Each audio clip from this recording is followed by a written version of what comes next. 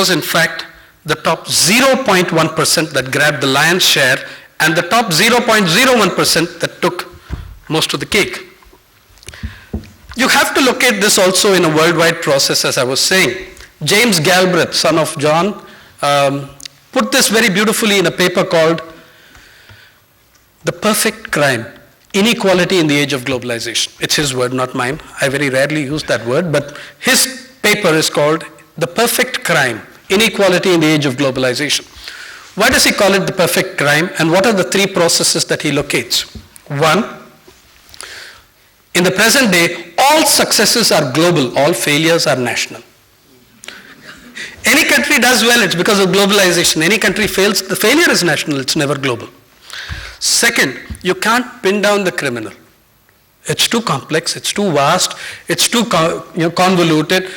And the third, and this is central to this ideology, the market is beyond reproach. Anyone else can be blamed for anything, but the market itself is beyond reproach.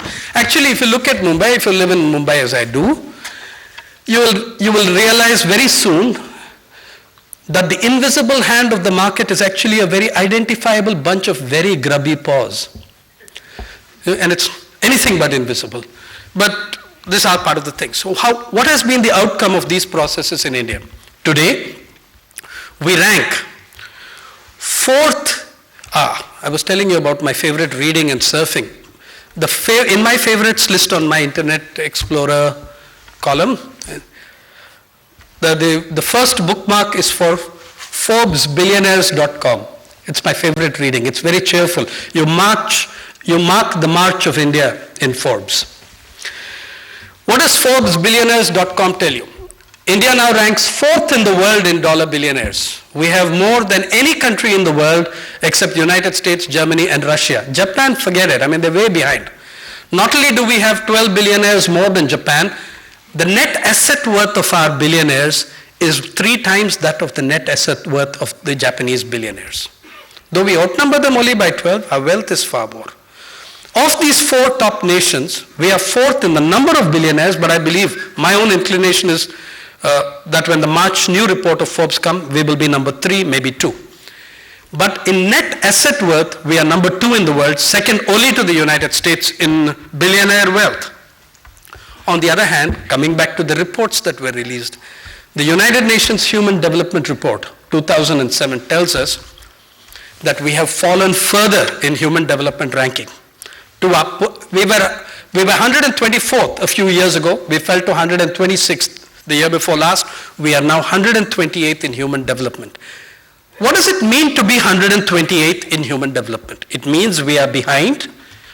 I'm just giving you a few examples.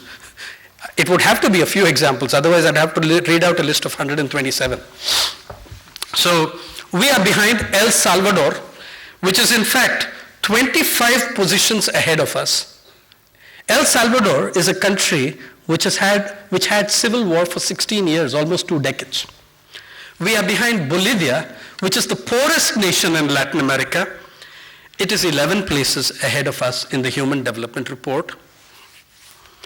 Guatemala, a little nation which had civil war, strife for 36 years before a peace treaty was signed amongst different factions, as a result of which they're only 10 places ahead of us. The African countries of Gabon, Botswana, and another that I can't immediately recollect are also behind us. Nicaragua is also ahead of us. Nicaragua is ahead of us. Honduras is ahead of us. You come back to Asia, Vietnam, which fought the bloodiest war in human history after World War II, in the post-World War II period, is about 20 ranks ahead of us. The occupied territories of the Palestine, which haven't seen one day of peace in 50 years, are ahead of us by more than 20 positions. Uzbekistan, Tajikistan, the whole lot of them are ahead of us. Now please remember that this 128th position is an average of our billionaires, millionaires, and landless agricultural laborers. Even so, with all our billionaires, 128 puts you in the bottom 50 nations of the planet. You're in the bottom 50 nations of the planet. Suppose we were to take out Dalits, 170 million Dalits and 80 million Adivasis, and treat them as a separate nation, that nation would be in the bottom 10 to 15 or bottom 10 to 20. That's how we are. Of course, the top 10% then would be in the first 10. But that's where we are. But even without doing all that, even the overall position of 128 on key issues like child malnourishment, infant mortality, child literacy, we are rubbing shoulders with the bottom 10. Even with the wealthy, even with the rich, with all of them, we are rubbing shoulders with the bottom 10. There are fewer children underweight at birth in Ethiopia than there are in India. Fewer in Chad or Burkina Faso than in India. But the important point is this: none of these countries has a 10% growth rate. None of them is an emerging IT superpower. None of them is a software genius. None of them is an emerging nuclear power. All of them together do not have as many billionaires as this country does. Oh, there's one more list that I have to tell you. It's another great list where we are number one for the last several years without rivals. List of top 10 costliest weddings in the world. The top slot is occupied to this day by Mr. Mittal, whose daughter got married in France a couple of years ago. Mr. Lakshmi Mittal, you can't blame the poor chap entirely. It was very difficult to hire a wedding hall in Paris in that season. So he had no choice, he hired the Palace of Versailles instead. And flew down by special aircraft, by special dispensation rather, a film crew from Bollywood so that you could get Lakshmi Mittal the movie. And I'm sure one day you will. This costliest wedding in the world stuck in my mind when I was covering Gosavi Pawar, a head of a small household in Vidarbha. Now, Mr. Gosavi Pawar, not to be confused with the big and famous Pawars, so small Pawar, is a Banjara or was a Banjara. The Banjaras of his clan had come from all over the country because, and they are so bitterly poor, and the last 10 years have destroyed their farming. So they decided to have several weddings together to save money. I had Mittal's wedding story in my hand when I was in the house of Gosavi Pawar. What happened with Gosavi Pawar? He was the patriarch of the clan, could not raise the money to buy that sari as the gift, could not get the credit from the bank, the money lender or anyone, and as the weddings were about to take place, committed suicide. His farming was anyway bankrupt. Now the Banjaras were faced with an incredible situation. They couldn't call off the weddings because very poor people had come from different corners of the country. If you called off the wedding, they'd be even more bankrupt than they were. I saw something incredible that day. We saw some of the poorest people in the country sit together, convince the bride and bridegrooms that they had to go through with the weddings for the good of the clan. And in that day, in that household, there were 3 weddings and a funeral on the same 24 hours. Some of the poorest people I know of gathered in queues to contribute half a kilogram of rice, a quarter kg of gehu, an old tattered sari or shawl to see that the wedding would go through. The most poignant moment was when the wedding procession went out and on the highway ran into the funeral procession coming in from the other direction. Those carrying the funeral procession ran into the fields and hid behind trees so that they would not cast an inauspicious omen on the wedding procession. There were 3 weddings and a funeral in that household on that day. I thought a lot about Mr. Lakshmi Mittal's daughter's wedding that day. In the district of Wayanad in Kerala, if you look at the church registers, it's a heavily Christian area. You look at the church registers of 2004, 2005, there's a 50% drop in weddings because the agrarian crisis has destroyed everybody. The government of Maharashtra has a report, 2006 November report, on the biggest door-to-door survey ever done in the history of Maharashtra. It shows that in 6 districts alone, 300,000 families were unable to get their daughters married. Both these are, there is no such thing as Indian reality, there are Indian realities, in caps and in plural. Mr. Mittal's wedding is one reality. The Gosavi-Pawar weddings and funeral are the larger reality. So now we are 4th in billionaires and 128th in human development. We are the emerging tiger economy, but life expectancy in Mongolia, Tajikistan, Kazakhstan, or any of those countries is way ahead of us. Our infant mortality rate, infants dying in this country, 1 every 15 seconds, 2.1 million a year. That's the official statistic. Our growth rate is the envy of most nations, but our infant mortality rate decline has slowed down in the 90s and the early parts of this decade. Apart from the billionaires, let's not forget the millionaires. We have 100,000 of those, 25,000 of them living in my city of Mumbai only. Maharashtra is home to 23 of India's 40 billionaires have addresses in Maharashtra, the state which has seen 36,000 farmers' suicides since 1995. 36,000, the richest state in the country. It's not decreasing. The latest data of the National Crime Records Bureau, Government of India, Ministry of Home Affairs, are on the net for the year 2006. In the very year that our Prime Minister went to Vidarbha, in the very year that the Chief Minister unveiled a package, in the very year that both their packages allotted 5,000 crores, 4,825 crores to Vidarbha, the number of suicides went up by 15%. Our CEO salaries are the fastest rising CEO salaries in the world in terms of rate of increase. What has happened to labor? We have a 10% growth rate in economy. We have the fastest growing CEO salaries in the world, so much so that Manmohan Singh felt constrained to criticize it and say, well, he didn't criticize the salaries. He was against conspicuous consumption. If you do it silently, it's okay. But in the same period that these salaries shot up, labor productivity shot up 84%, and real wages of labor in manufacturing, according to the ILO, fell 22%. The more efficient you got, the more you were punished for it. Productivity of labor went up 84%. Real wages of labor in manufacturing fell 22%. In 15 years that have seen unprecedented prosperity at the top, we are having incredible deprivation at the bottom. If you were to go now to the southern districts of Rajasthan, if you were to go to Kotara Tehsil in Udaipur, if you were to go to these areas, you will see something about how the tribals are coping with hunger in a period when all of us are eating better than ever before, but the total availability of food grain has fallen and fallen sharply. What are the, when we look at the NREGA, we don't look at the kind of people who are going to work at the NREGA. The average tribal household in Udaipur or Kotara Tehsil of Udaipur practices what you can call rotating hunger. If there are 8 members of the family, 2 are fed well on that day so that they can go out and do the physical labor required of them.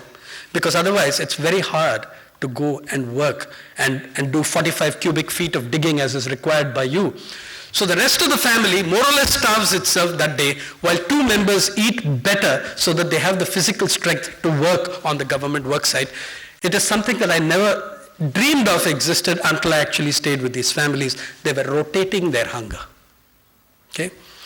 This is in the last 15 years, a new restaurant has opened up every single day of the year in some metro in this country, either the first line or the second line or third line metros. But the total food grain in this country has actually declined per capita and declined very sharply, and a once self-sufficient nation is now importing wheat at much higher prices than you were prepared to pay your own farmers. We are importing wheat. Mr. Pawar takes a lot of time to grind his wheat. He imports wheat at $393 a quintal from Australia. Incidentally, he's importing it from the Australian Wheat Board, which is not a producer but a trader. Do you know where the Australian Wheat Board was buying its wheat for the last 15 years? One of the major sources was Punjab. So that's your value added. It goes in a ship to Australia and it comes back maybe. Maybe. I don't know. But you've had in 1990, 91, or 91, on the cusp of the reforms period, the per capita availability of food grain per Indian was 510 grams. It is now, by 2006, it falls to 427 grams. That is not a fall of 80 grams. It is a fall of 80 grams into 1 billion people into 365 days a year, which results, as Professor Patnaik tells you, in the average poor family eating 100 kilograms less of grain each year than they did just 8 or 10 years ago. The kind of hunger we are witnessing in the households of the poor, especially the Adivasis and the Dalits, I give you an experiment that any of you can try. In any of these people working at the brick kilns, the migrant laborers, the poor Adivasi households, ask the women how much work they do now, how much effort it takes, and how much effort the same amount of work took 5 years ago. They will tell you we are not able to do the same amount of physical labor as we did 5 years ago because they're eating less. When the cake is shrinking and the top 10% are eating better than ever before, it raises the question of what the heck are the bottom 40% eating? What are they eating? What is their diet? There's been a severe compression of diet there. It reflects in all the nutritional data available in this country.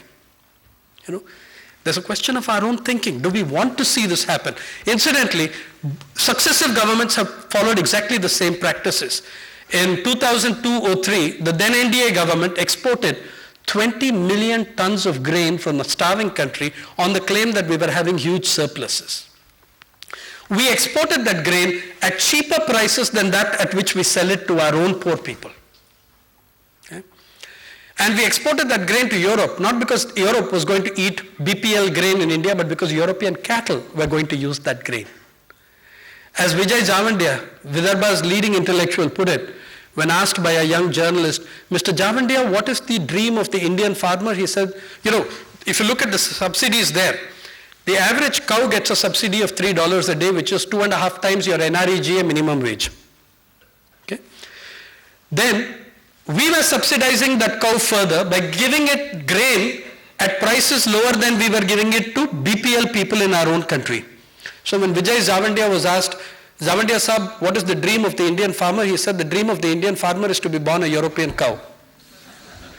For the kind of subsidies and attachments that you got.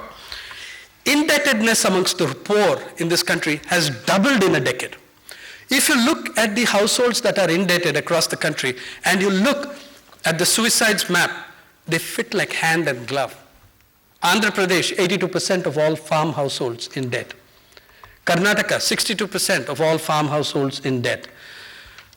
Kerala, 65% of all farm households in debt. If you take Maharashtra, it won't tell you the figure because you have to take Vidarbha out of Maharashtra. And then you will find something like 75-80% of all farm households in debt. On top of all the inequalities, what we have done in the last 10-15 years is to entrench existing inequalities, add new ones atop them, and old ones have taken new shapes. Agriculture has collapsed. Agriculture is in any way a backward sector in terms of advantage, and that crisis has deepened. Millions are moving towards small towns, towards cities in search of jobs that are not there.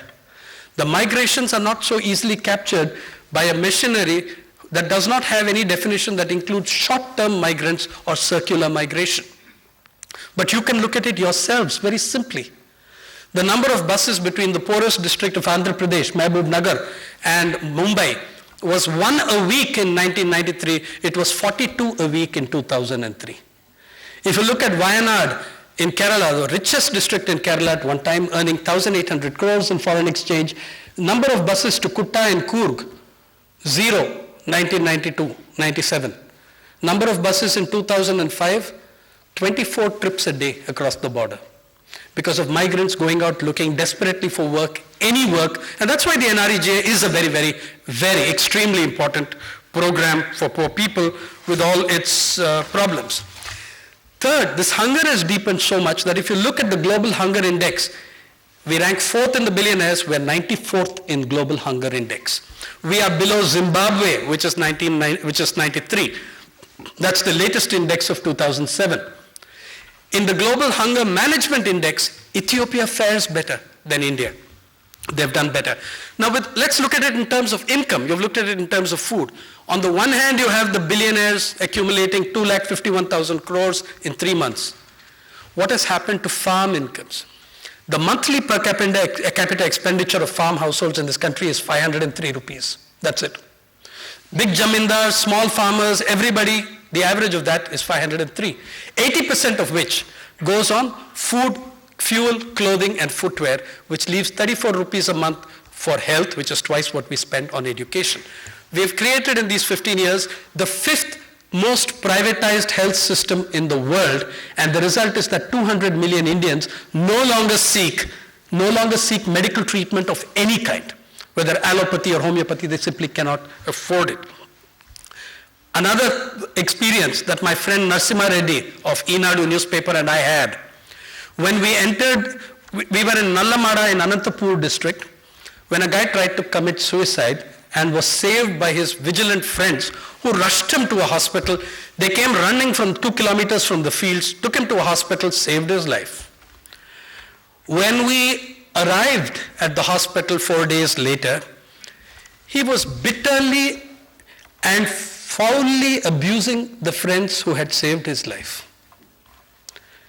You know, I mean, he was not doing it in fun. I mean, he was using language that would make Harbhajan Singh blush. So I asked him, listen, these people saved your life. Your family owes them everything. Why are you yelling at them? He said, you just don't get it. I tried committing suicide because I had a